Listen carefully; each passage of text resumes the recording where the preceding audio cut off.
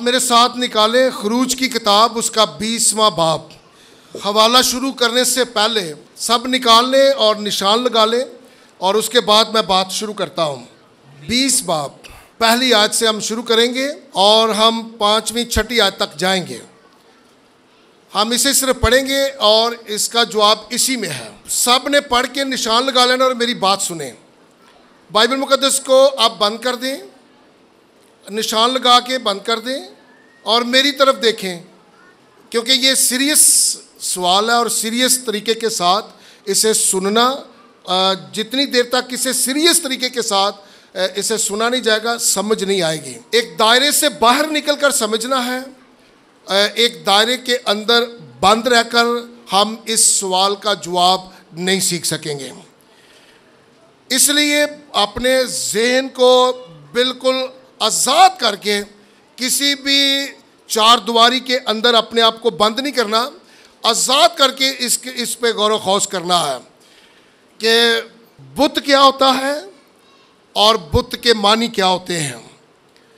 कौन आप में से बता सकते हैं कि बुत किसे कहा जाता है? बोले जी, बोले।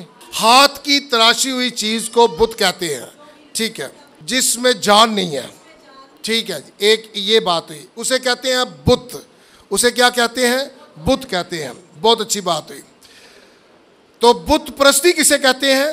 जो बुतों के सामने चढ़ाए जाते हैं उसे बुत प्रस्ती कहते हैं, या बुतों की इबादत की जाती उसे बुत प्रस्ती कहते हैं।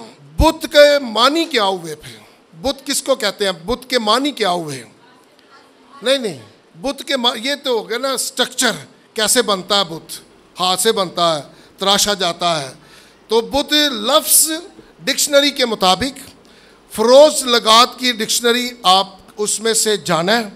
अभी आपके पास तो नहीं होगी, लेकिन उर्दू की डिक्शनरी आप घर जाकर देखना है। जो मैं बताने लगा हूँ वो डिक्शनरी के मुताबिक बता रहा हूँ।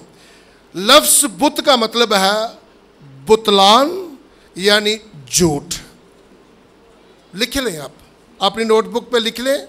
बुत लफ्ज़ का मतलब क्या है? बुतलान। बोले मेरे साथ, बुतलान यानी झूठ। उसको क्या कहते हैं? बुत कहते हैं।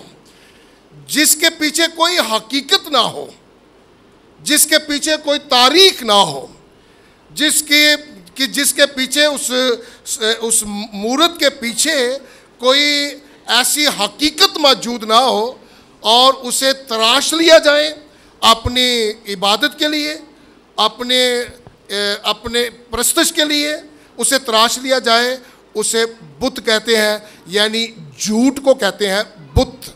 झूठ को क्या कहते हैं? बुत कहते हैं। और यानी बुतलान यानी झूठ। तो इसलिए अभी मैं बाइबल मुकद्दस में जाने से पहले यहाँ पर कोई मुकद्दसा मरियम का स्टैचू होगा, ये वो है। अब मुकद्दसा मरियम के स्टैचू को देखें।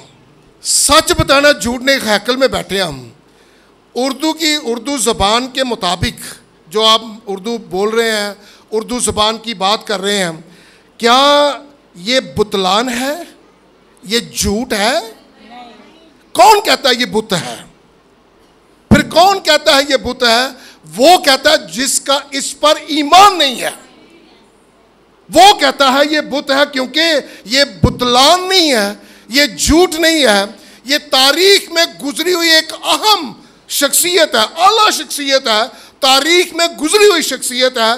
कोई ख्याली बात नहीं है, कोई ख्याली स्टैचू नहीं बनाया गया, ख्याली तौर पर कोई तस्वीर या मूरत को तराशा नहीं गया, बल्कि ये ना बुत है, ना बुतलान है, ना झूठ है, बल्कि ये हकीकत है। और ये वो शख्सियत है जो बाइबल मुकद्दस की, बल्कि दुनिया की तारीख में से गुजरी हुई शख्सियत है।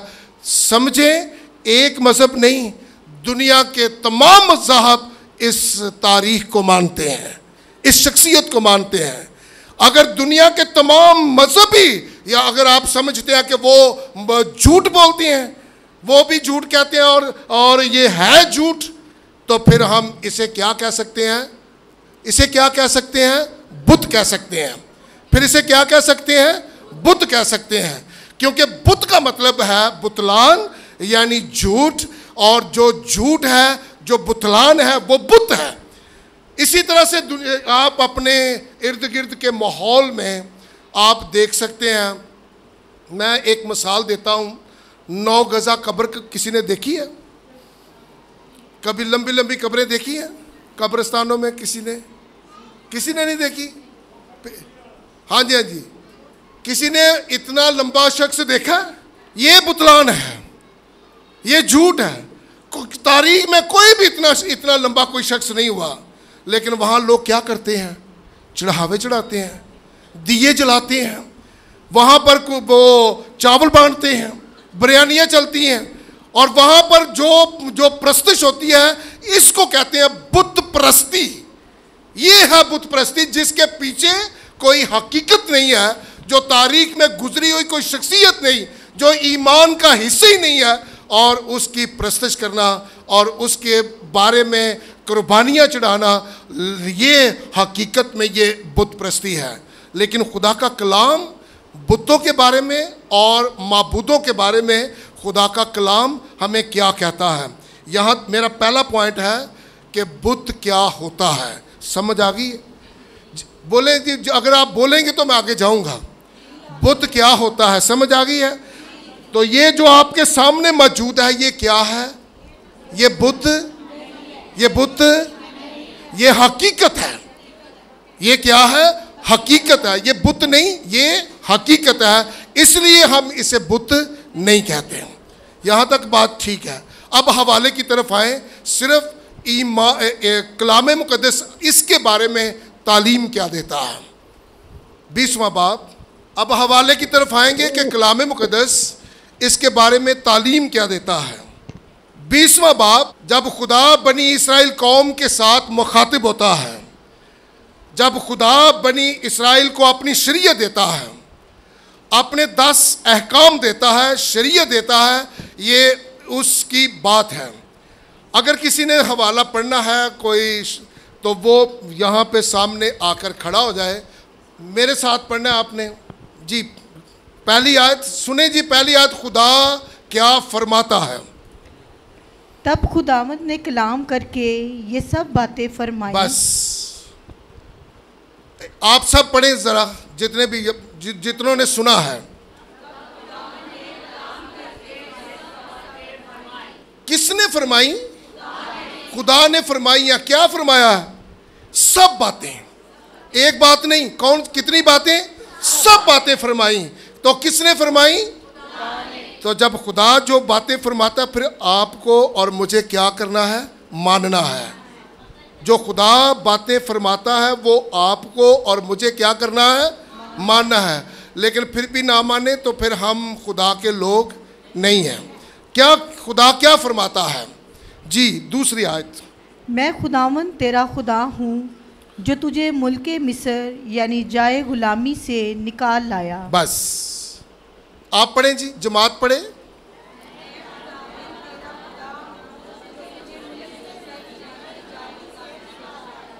खुदावंद ने अपना तारफ पेश किया है।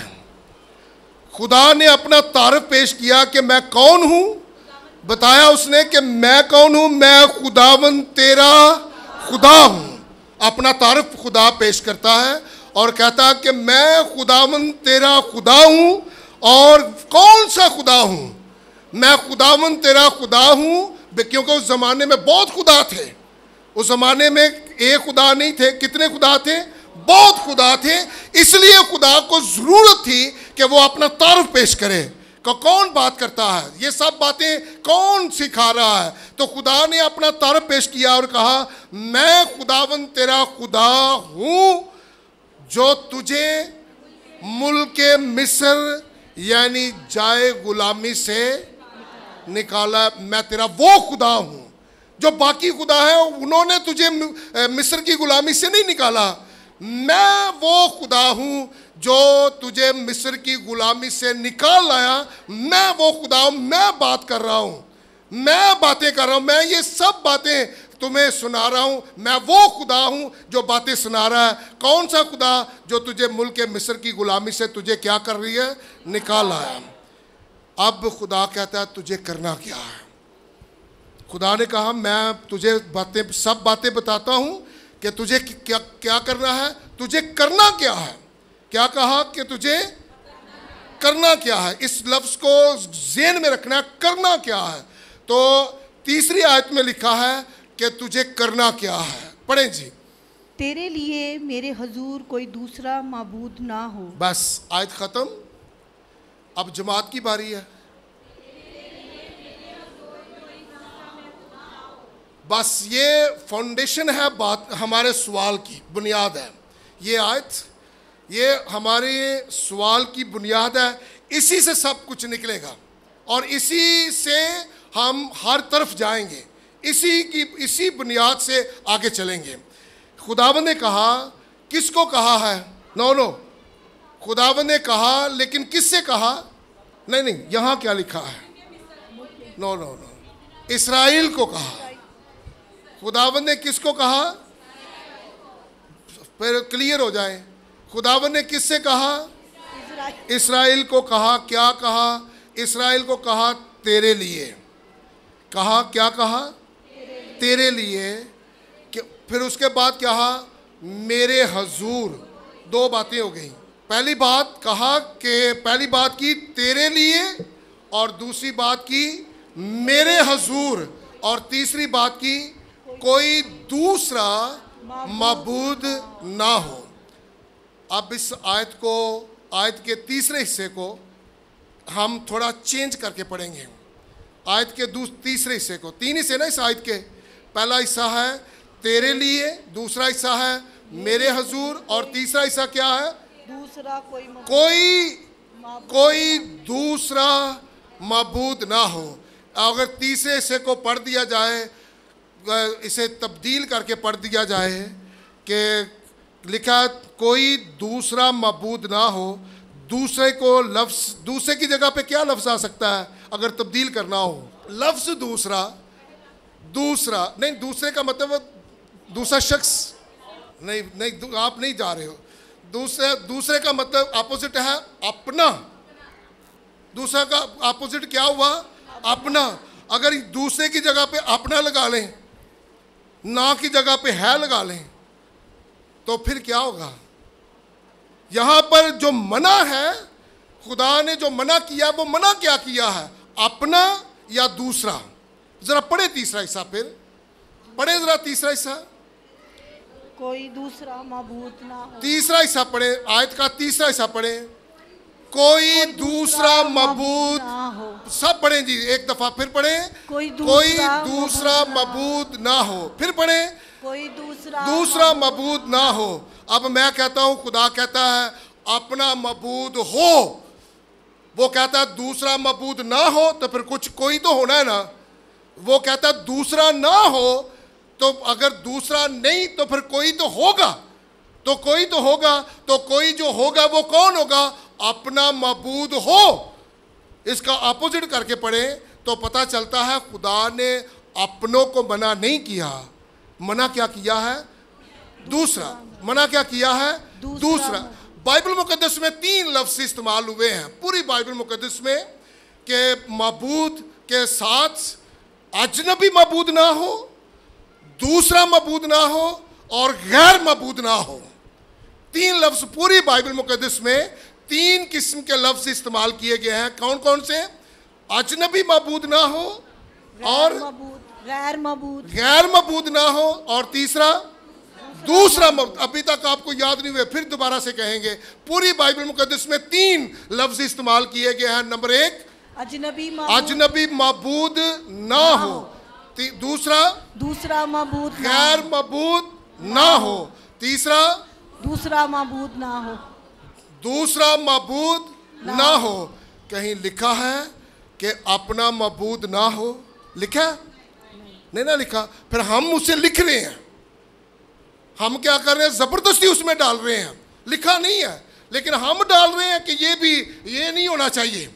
जब हम कहते हैं ये नहीं होना चाहिए, तो इसका मतलब क्या हुआ कि हम कह रहे हैं कि अपना भी नहीं होना चाहिए। हम कह रहे हैं इनडायरेक्टली, हम कह रहे हैं अपना भी नहीं होना चाहिए। यहाँ लिखा नहीं है लेकिन हम कह रहे हैं कि अपना भी नहीं होना चाहिए। अब खुदा ने जो मना किया है, समझना ये है अब समझने की बात यह है, अब खुदा ने जो माबूद अपनी हजूरी में जो माबूद मना किए वो कौन से हैं? बोले अजनबी और गैर माबूद और दूसरा माबूद जो अपनी हजूरी में। अभी चले खुदा की हजूरी। खुदा की हजूरी कहाँ है? हम कैथोलिक मसीही खुदा की हजूरी को आला दर्जे पर कहाँ मानते हैं? चर्च में। क्यों? शाबाश, किसने कहा? आबा जी के लिए एक तालियां होनी चाहिए। बहुत अच्छा जवाब। खुदावंद यीशु मसीह वहाँ पर मौजूद होते हैं, यानी पाक शराकत की सूरत में मौजूद होते हैं। इसलिए हम कैथोलिक मसीह आला दर्जे पर खुदावंद की मौजूदगी को, उसकी हजूरी को चर्च में मानते हैं। वैसे खुदा हर जगह मौजूद है, वैसे खुदा हर जगह मौजूद है, लेकिन आला दर्जे पर हम मानते हैं जहाँ पर पाक संदूक है और पाक शराकत जिस हैकल में मौजूद है, वहाँ पर हम खुदा की मौजूदगी को, उसकी हजूरी को मानते हैं। अब खुदा क्या कहता है? मेरे हजूर। अब खुदा क्या कहता है? मेरे हजूर कौन ना हो, कोई दूसरा मबूद ना हो। ये कहा खुदा ने कि मेरे हजूर मुकद्दसा मरियम ना हो। कहा उसने कि मेरे हजूर यीशु ना हो या मैं ना हूं। उसने कहा कि मेरे हजूर मुकद्दस एंथनी ना हो। उसने कहा गैर मबूद ना हो। और अब अपनी हैकल में आप नजर दौड़ाएं, इधर से शुरू कर दें, इधर तक देखें और इधर से शुरू करके देखें। किसी पे उंगली रखें, ये गैर है। किसी पे उंगली रखें कि ये गैर है, ये दूसरा है, ये हमारा नहीं है। किसी पे उंगली रखें और कहें कि ये दूसरा है, ये गैर है, ये हमारा नहीं, तो फिर वाकई हम क्या करते हैं? बुत परस्ती करते हैं। लेकिन जब ये अपने हैं और अपने जब मना नहीं है, कलाम मुकद्दस मना नहीं करता, तो फिर हम कभी भी ये नहीं कह सकते कि खुदा ने मना किया है या हम बुत परस्ती करते हैं। अगली आयत पढ़ेंगे। अगली आयत जो आपको सुनाते हैं ना, जो आपके घरों में आकर आपको सुनाते हैं, नोट करें, वो 3 आयतें छोड़ देते हैं। वो क्या करते हैं? पहली 3 आयत क्या कर देते हैं? छोड़ के बात करते हैं। और वो बात कहाँ से शुरू करते हैं? जो आपके घरों में घुसते हैं, जो घुसकर आते हैं और जो चोरी चोरी आते हैं। सो वो बात कहाँ से शुरू करते हैं? वो 4थी आयत से शुरू करते हैं। और वो क्या 4थी आयत से शुरू करते हैं? जरा बेटा पढ़े। तू अपने लिए कोई तराशी हुई चीज़ या किसी चीज़ की सूरत जो ऊपर आसमान में या नीचे ज़मीन पर या ज़मीन के नीचे के पानी में है मत बना। अब जमात की बारी है, जमात पढ़े।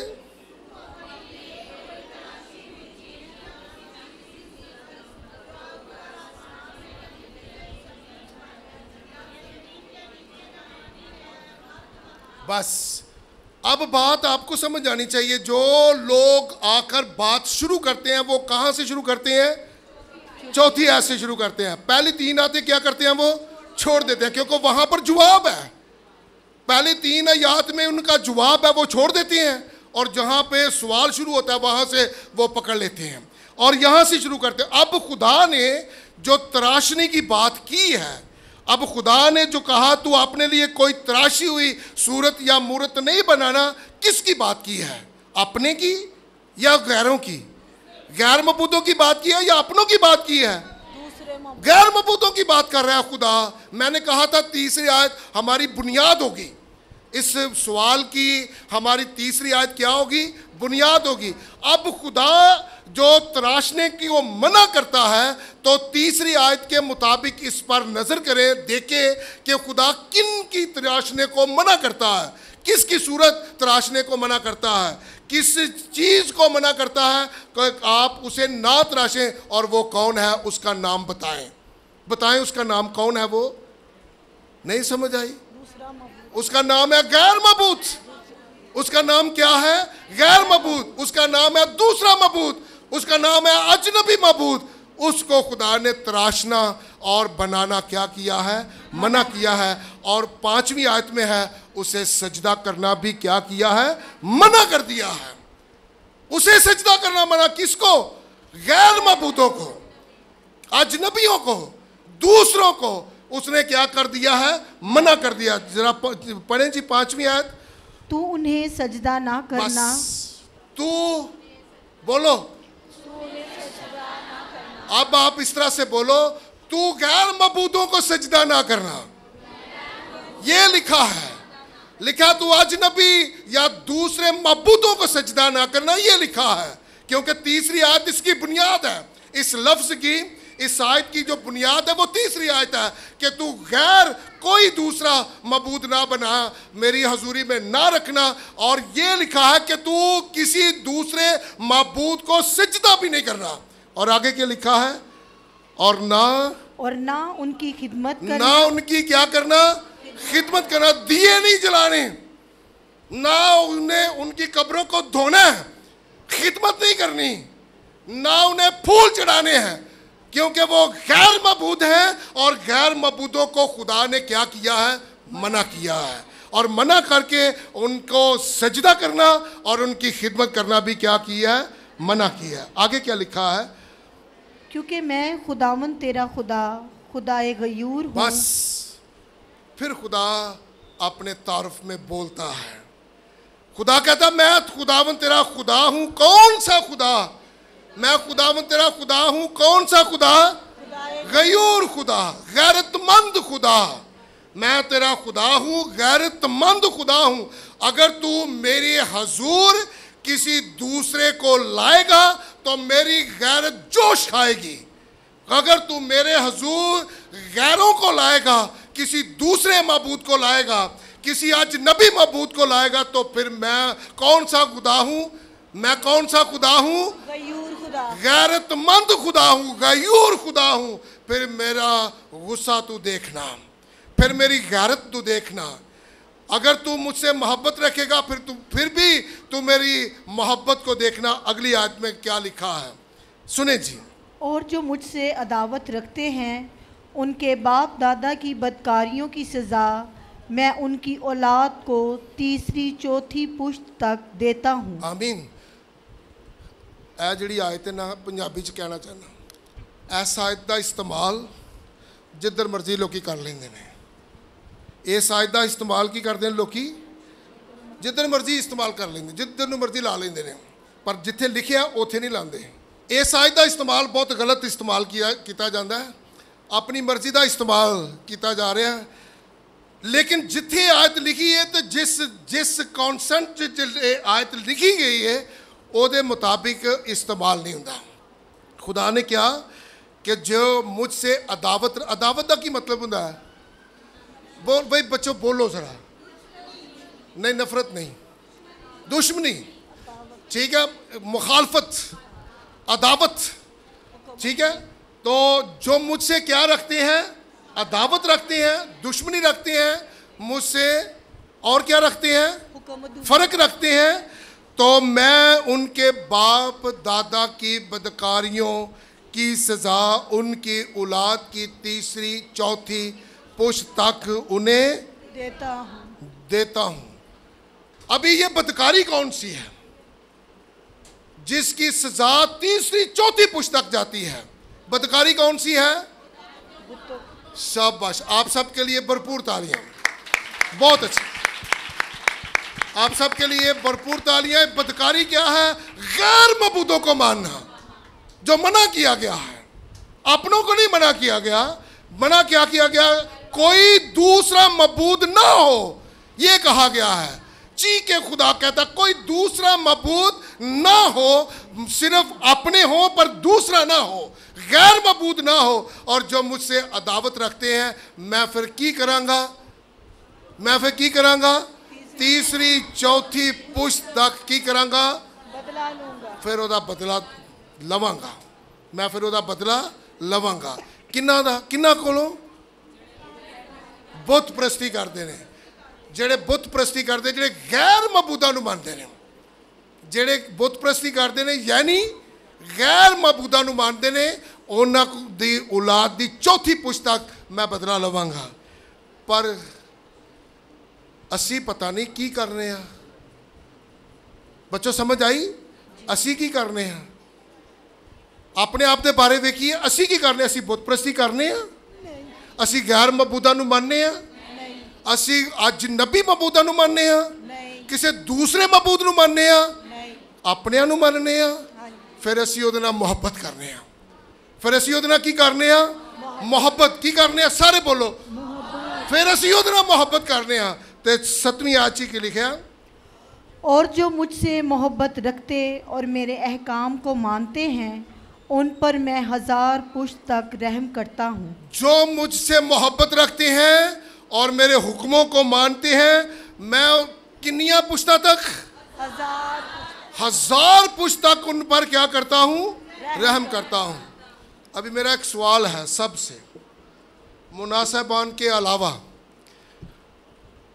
जो बाइबल स्टडी के लिए जो स्टूडेंट्स आए हैं, आपसे सवाल है, कैथोलिक कलीसिया को कितने 1000 साल हो गए हैं? शाबाश, जरा ऊंची बोलो। 2000 साल। तो कौन सा 1000 साल शुरू है? कौन सा 1000 साल शुरू है? ये मुश्किल है। तीसरा बोले, तीसरा शुरू है। 2 हम मुकम्मल कर चुके हैं और तीसरा क्या है? शुरू है। तो खुदा से मोहब्बत रखने वाली कलीसिया के साथ उसका वादा क्या है? जो मुझसे मोहब्बत रखती हैं और मेरे हुक्मों पर अमल करती हैं, मैं उन पर कितना रहम करता हूँ? 1000 पुश्त तक रहम करता हूँ। ये वो कैथोलिक चर्च है और ये वो कैथोलिक कलीसिया जिस पर हजारों हजार पुश्त पर खुदावंद का रहम उन पर मौजूद है। और इसका सबूत यह है कि हम तीसरा 1000 साल दौर शुरू कर रहे हैं। कितनी कलीसियाएं आपने देखी? कोई 20 साल रही, कोई 25 साल रही, कोई 50 साल रही, कोई 100 साल भी रही। तो फिर आखिर नूं की हो गई? फिर वो तो बाद लभी? बोलो बच्चों, नहीं ना लभी, उस बाद नहीं फिर लभी। पर कैथोलिक चर्च नूं तीसरा 1000 साल शुरू हो गया। जो उससे अदावत रखती हैं, जिन्होंने उसके साथ अदावत रखी है, दावत रखती है, मैं उनकी चौथी पुश्त तक उन्हें खत्म कर देता हूं। वो चौथी पुश्त तक खत्म। लेकिन जो उससे मोहब्बत रखती हैं, मैं उनकी 1000 पुश्त तक क्या करता हूं? उन पर रहम करता हूं। आप खुद अंदाजा कर लें, हम पर रहम हुआ है या हमें चौथी पुश्त तक खत्म कर दिया गया है? क्या हुआ है? रहम हुआ है।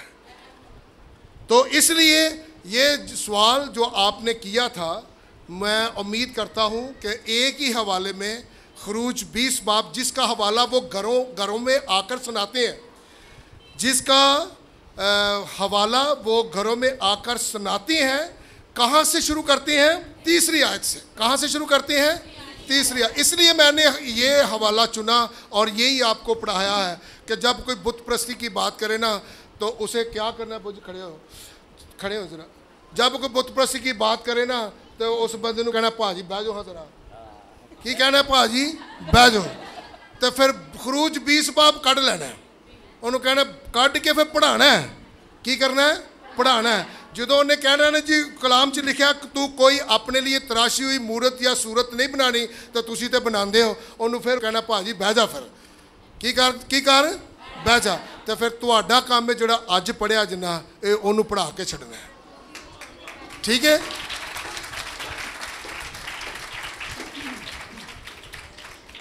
झूठ बोलना बुत प्रस्ती है।